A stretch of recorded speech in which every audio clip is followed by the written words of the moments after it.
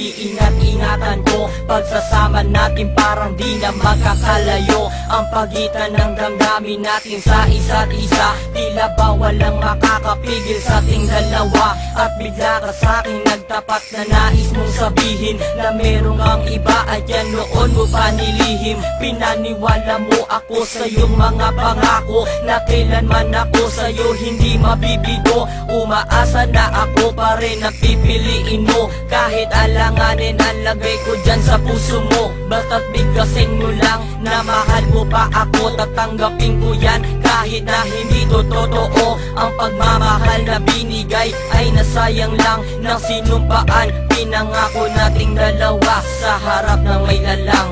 Ako ay lumuha dahil di ko kaya nalimutin ka at iwan ka, dahil ikaw lang talaga. Ako'y nagmahal ng todo pero ako'y niloko. Sana ngayon ay mahalin at huwag mong lokohin please yung bago mo.